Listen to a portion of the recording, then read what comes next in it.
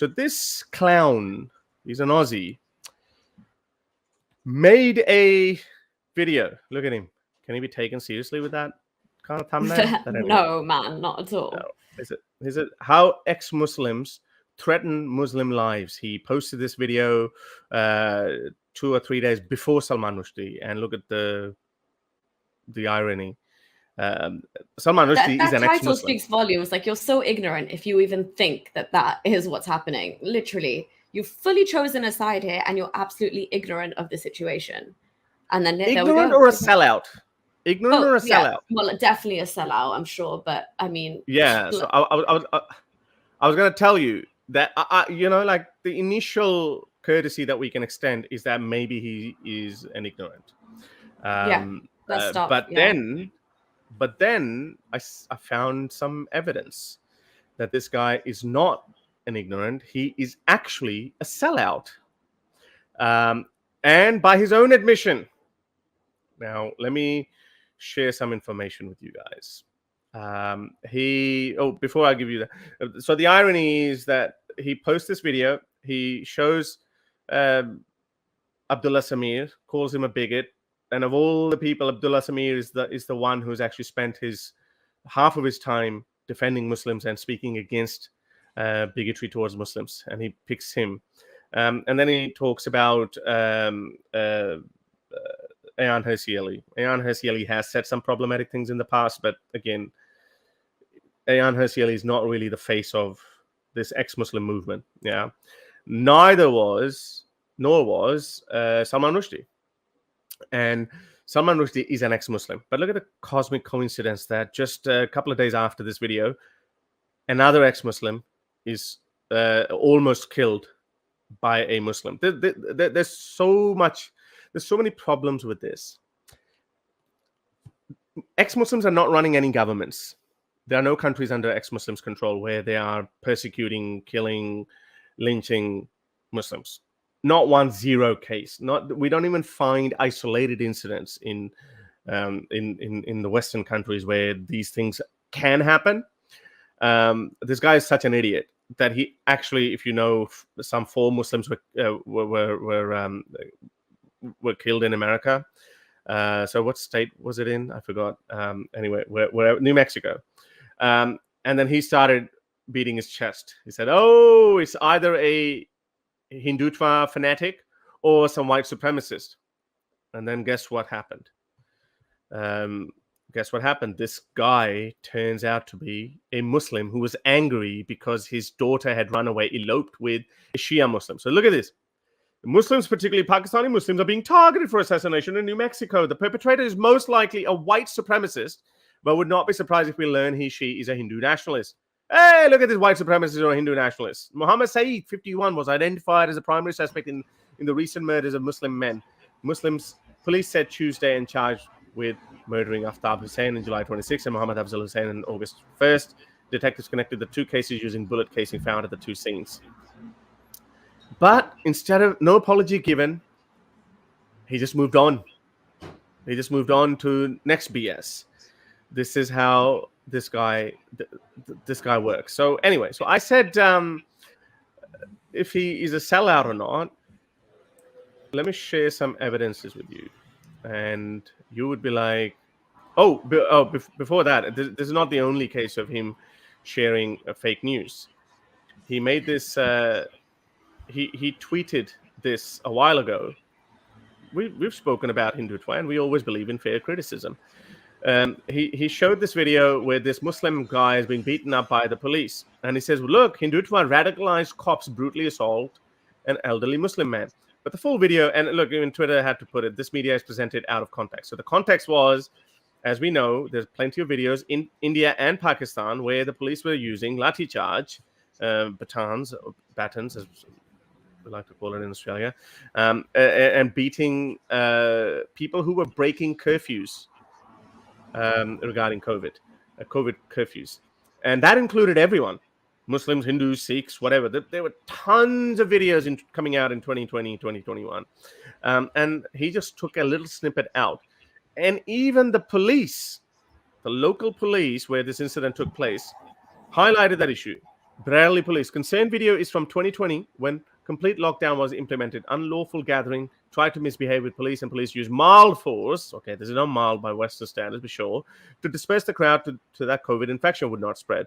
Fake news being spread by this Twitter handle. This video is from and he actually hid it. He actually hid the response from the police, and the Twitter reinstated it. So as you can see, hidden replies hidden by CJ Werleman. He should honestly be just reprimanded though for spreading such misinformation. At least he's in line with the Muslim way of providing out of context things and little snippets to try and save it. But also, I just want to interject there and say, in that video where he's talking about ex-Muslims threatening Muslim lives, I'm sure he has mentioned the fact that ex-Muslims are funded by the Israelis or something. So if he does turn out to be an absolute sellout, that is sheer hypocrisy on his part, because there is nothing like that going on here. And to just peddle that same exact conspiracy narrative that Muslims say, isn't this the accusation that Muslims throw at us? He's literally just jumped into their camp and got on the same bandwagon of hating ex-Muslims without any actual leg to stand on. But yeah, go on, show us. Why? Yeah, what have you found? Yeah. Let me find out, and this is by his own admission. What basically he did is, imagine at the start of our podcast or our streams, we always said, "Oh, this another episode of Sunday Scoop is proudly presented by the Zionist movement of Israel, or Reclaim India." Hindutva or whatever, something like that. Bill, y'all, basically is what's happening. Yeah, but no, it's just our little intro. Yeah, I'm just trying to find out. And then there's also some speculation about why he has such a sympathy for the Muslims, right? Like, will you talk us through that? Yeah, so I could talk about that. So that one is. These are the comments he used to make about Muslims. So he was a natural bigot. He goes, "Why don't we just ban Muslims from flying? As a rule of thumb, I don't go backpacking with Muslims." And then he says, "I know it's not PC, but the two Saudis next to me make me want to shout, 'Who put the mofo Arabs on the mofo plane?'" So he says, "I want to shout that. Who put these Arabs in a plane?" This is the kind of language he used to use back in 2009, as you can see, 2009 and 10. Crazy stuff, man. So we know this, and I thought that okay, this is something that might have happened where, like some people, for example, there was a guy from Geert Wilders' camp. He was a true anti-Muslim bigot, and then as a result, he looked into Islam and then he changed. And we know that can happen. So anyway, so he says that from 2005 there was a terrorist incident, and then after that, up until 2010, he hated on Muslims, and then he had a change of heart. So because we always say that you can never live with hate especially towards a large group of people like Muslims. You can't. This is not sustainable. So you try to find peace with yourself, but then you can swing too far on the other extreme of the spectrum, and that's exactly what happened. So I thought that would be the case, and that might have been the case. But then, how could he not see all the other problems with the Islamic world or the Muslim community? As I said, violence towards misogyny, violence towards blasphemers and apostates, etc. He just totally sweeps them under the carpet, and then he's just made up his mind on the other extreme without being rational. So yeah, that just says a lot about the way he thinks. And again, I just want to highlight one more point. He peddled this conspiracy theory. So because he's been spreading constant misinformation towards India. Look at this one. So his account was suspended, was withheld in India. So his tweets can't be seen in India. So he goes, "More proof. Twitter is operating as a protection racket for the Indian government. My account has now been withheld in India because of demands made by the far-right Hindu fascist regime and Narendra Modi." So by his logic, if a country withholds a Twitter account, then it means Twitter is working at their behest. That's his logic. Is that what you get out of that? That's what he's claiming, yeah? So by that logic, and he definitely is very pro-Pakistan. So I strongly believe he's getting paid not only by terrorist sympathizing organizations like MEND and Cage. He's also being funded by Pakistan as well. So I said, well, by that logic, my Twitter is a protection record for the government of Pakistan as well, because my account has been withheld in Pakistan. Yeah. So what kind of logic does this idiot follow? Like, I mean, he's a world-class idiot. He really is. So that's just the kind of level or intellect we're dealing with. So he accuses us. He says that this is a very lucrative industry and everyone's trying to, cash in on it. And as you guys know, I can say I'm not getting paid by anyone other than just my own supporters and subscribers, which is perfectly fine. But he himself is actually getting paid. As I said, that imagine if you found out that we're being funded by some Zionist organization. We said proudly sponsored by Zionist Federation of Israel or the Hindutva Watch of India or something like that. You'd be like, whoa, okay. Have a listen to him. Have a listen to what he says here. Fairly targets Muslim community. As always, this episode is proudly brought to you by the MEND organisation. MEND represents Muslim engagement development, and they work with the UK government to tackle Islamophobia. Boom. So he is sponsored by MEND. Now, let's see who MEND are. Let's have a look. This is a chief of CAGE, which is also a sister organization of MEND.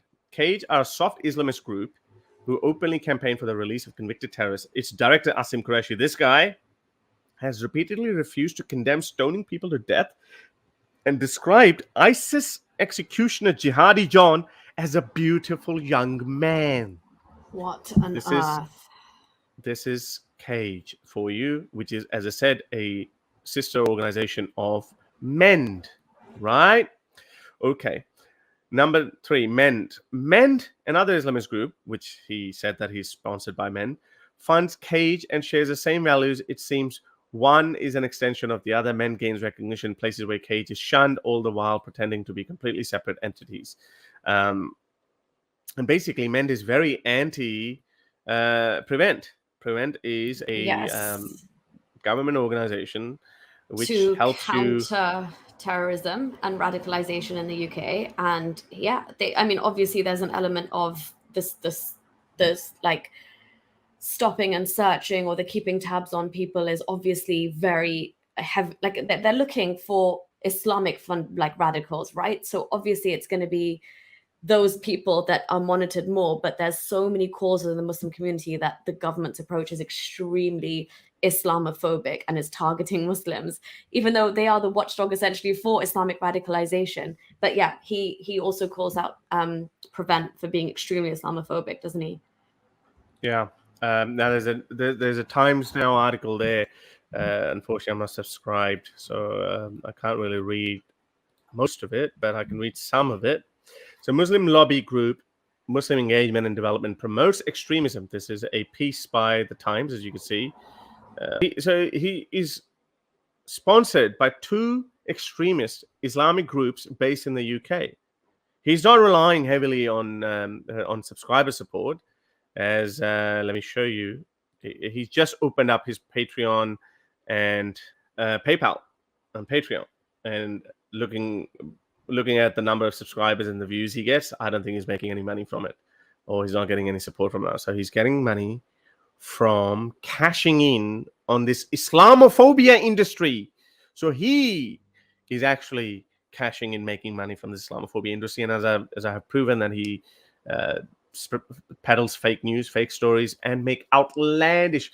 CJ Werleman, mate, show me one instance where an ex-Muslim has killed a Muslim. And I can show you tons of incidents where Muslims have been killed by ex-Muslims. Quite recently, Salman Rushdie almost killed. To which he has been absolutely quiet about it. He actually just made one BS tweet about it. And classic case of whataboutery. Solidarity for Salman Rushdie, but not the 19 Palestinian children slaughtered by Israel this week. Oh my days! This is all he said about it. So every time when something happens, we have to mention every other problem. And as I said, a lot of these ex-Muslims, even Salman Rushdie has spoken against Hindutva. You know that, Nuria? He's actually he has spoken many times against Hindutva. Yeah. He has spoken for against Israeli resettlement policies. But maybe I think all of us ex-Muslims need to learn something from Muslims and terror sympathizers and strategically stay quiet on certain topics. But it would still be better than you, because deep down inside, we would know that if Muslim is being unfairly targeted, then we would know that, okay, they are being unfairly targeted. But these clowns know that they are being unfairly targeted, but they would speak otherwise. We would still be better than them. But I think maybe that's what Muslim communities should start, ex-Muslims should start doing it. He says that, ex-Muslim. A classic non sequitur he said in the video. He said, this is what the motto of ex-Muslims are. He described it. He said, hey, white people, hate on Muslims because we were once Muslims. This is a classic non sequitur. Every ex-Muslim that I know of, worth his salt, says, don't hate on Muslims because we were also Muslims once. We reformed, we changed, and we have family members who are not all the same. But when people like CJ Werleman lie so openly, I think this should be... I was talking to Amin Nawabi yesterday about how far speech should be allowed, whether deliberate lies, should that be punishable? Should that be a criminal offense? I think it should be. We're going to need new legislation when you confront it. He's been confronted. He's been shown evidence that he's peddled fake news. He's peddled fake news. And still, you know what he does? Next. Moves on to the next one. No apology, no nothing. No acknowledgement. So I think these guys should be... Yeah, there should be some sort of new legislation on peddling fake news. Look, I mean, the only problem is just judging by it, it's a classic case of just somebody going from like one extreme to the other. And in his case, he went from being like an absolutely outspoken anti-Muslim bigot from the tweets that we saw to absolutely going and getting all like, you know, warm and fuzzy in their camp. So he's obviously got some like thing going on, which is why I'm guessing a lot of people like laugh at the fact that he calls himself a journalist. Somebody sent his video to me like completely satirically as well, being like, what the hell is this guy on about? So yeah, it's a similar thing. It's like it's the same kind of thing we saw with Imran Khan. You know, you just get to a point where you stop taking somebody seriously because they are yo-yoing so much in terms of their own beliefs, and then they've like become a sellout along the way. Then they've got to like appeal to populism, or they've got to ensure that their camp sticks with them. Obviously, these people are filling his pockets with money, so he's got to say all the right things. For all intents and purposes, for me, I just see him as like a Muslim without being a Muslim. Do you know what I mean? And he's just trying to peddle that, obviously, add that the fact that he's foreign to it and give himself some kind of authority to speak on these matters. But the reason it annoys me so much is because it's to the detriment of our movement. Like, I would make videos on YouTube and put absolutely false claims out there about who we're being funded by and how. You've got absolutely no proof. It's just shooting in the dark to demonize. All the while when he's being funded by organizations. Exactly. The sheer hypocrisy. Like, look in the mirror, mate. Honestly, how do you sleep at night? And also, even that tweet, like, whataboutism, I'm not surprised by that. But to honestly, like, pick up an issue that we would all speak about and all condemn and all, you know, have the same level of empathy for, but to almost like completely delegitimize Salman Rushdie's experience, or what effect, like what the consequential effect that is having on all the blasphemers out there, or all the apostates out there, or every closet atheist in a Muslim country, all the fears, everything that they're going through, it's completely reductionist to their experience. But that's why I said, for me, for all intents and purposes, he's basically a Muslim. Like, he's just well and truly in that camp, and he's benefiting financially. Doesn't live like a Muslim. Yeah, well, he's kind of he thinks he's got the best of both worlds, doesn't he? Bigotry of low expectations. I didn't want to talk about it now that you mentioned that. I have to share that. I have to show that. So now he's talking about now he's going after feminists as well, and he says, look at this. He says feminists are trying to undress Muslim women. how Western feminists harm Muslim women, and he's talking about how Western women. So he's going after feminists as well, who basically say women should be allowed to wear hijabs and women should be allowed to take it off as well. So you go classic bigotry of low expectation. So why can't a Muslim woman say that I don't want to wear a hijab? I look towards the modern Western, or no, forget about Western, modern feminist ideals. All the while, let's have a look. CJ, and I don't want to talk about this, but I have to now. His wife, and more power to her, good on you. I'm sorry I had to drag you into this because of your husband's hypocrisy. He can live a free life. Why doesn't he go and live in Afghanistan and take his wife there as well? So if a Muslim woman wants to live like that, impressed by the feminist movement, and he's trying to tell them, no, you are a Muslim woman, you are supposed to wear a hijab, but my wife and I can live a free life. What kind of an utter hypocrite, disgraceful person this is? Does that how do you, as a woman, how do you feel about that? What is this hypocrisy? Mute. You're on mute.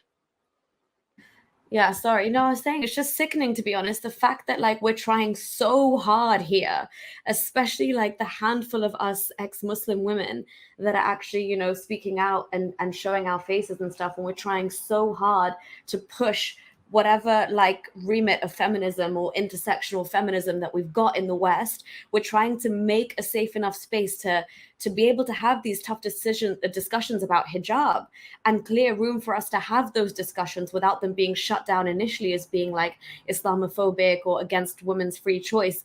We're saying that's all well and good, but we're just saying that hijab can also very much be a form of control. And from the Islamic narrative, the way it's come out, that's exactly what it's meant to do. And when you see somebody like him, who, as you said, is grown up in the West, he's not affected by Islamic laws, Sharias, he's not going to get lashed or imprisoned if he decides to take this little veil off his head. He doesn't have to worry about life and death if he takes it off. But yet here he is, honestly dragging feminism back, because when you've got these hijabi women who they get even more encouraged when a white man, it's annoying, but they do, when a white man validates their right to wear it in the name of feminism. And then here I am and a handful of us others on Twitter trying to say, oh, please do not talk to us about feminism where you can't even show your nose in 2022. Come on. But there's a whole struggle here. And as I said, this is why what he's doing it's really, really irks me, in the sense that he's doing such a disservice to all of the change that we're trying to enact and all the things that we're trying to say, where we are already politically homeless. No, this is his worldview, right? But that's why we need to say this. No, I don't think this is worldview, because his wife is happy wearing modern Western revealing clothes. But that's what I said. Who knows what's in the mind of another man, right? He went from being an anti-Muslim bigot. He suddenly got funded by the side that he once hated, and now he's and cage. Yeah, exactly. Look at this tweet. He's retweeted. Western feminists force Muslim women to take off their headscarves. Really? Again, Western feminists say that the hijab empowers women. That's what Western feminists say, and we try to correct them by saying that that's not true. Yeah. But he's in a bit of a pickle as well there, because at least you said that he called out the Taliban as well.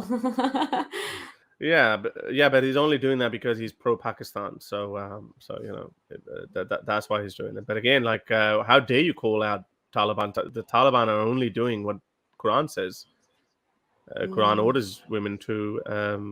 Some of the things he says as well remind me a lot of what George Galloway's takes. But what does it say? Har Sultani also had a problem with Muslims in India waving Indian flag after fighter press. Really? Yeah. Look, nothing. Yeah, he sounds like an Aussie. He's the worst thing we've exported ever since You? Russell Crowe. Sorry. No, well, I'm not a pure Aussie, but Okay. since Russell Crowe. Okay. Who's your national Russell treasure? Crowe. Is it still Nicole Kidman? Well, Nicole Kidman, Chris Hemsworth, Hugh Jackman. Oh, okay, we'll take Chris Hemsworth. Hugh Jackman. All right. There are quite a few. I always forget the Oscar-winning blonde, Kate Blanchett. Okay. Rose cool. Byrne. Yeah, there's quite a few Aussies have produced. Yeah, and that comedian lady, I always forget her name. Oh. Yeah, Magda Subaski. Yeah, maybe. Rabel Wilson. I think Magda Subaski is just Australian. Like she's big in Australia. Sorry for the lack of a better term, but Rebel Wilson. She's made it to Hollywood. Okay. Yeah. That's another common misconception. Mel Gibson grew up in Australia, but he was actually born in America. Russell Crowe was born in New Zealand, grew up in Australia. Guy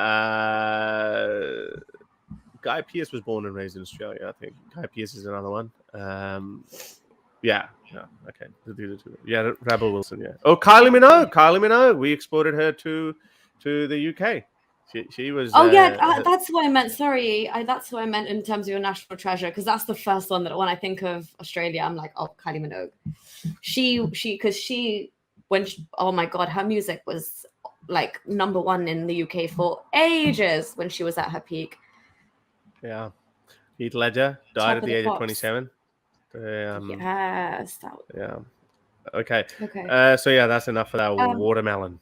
I like my Indian friends who've given him the name Watermelon. To help me produce more videos like these, support me on Patreon or PayPal.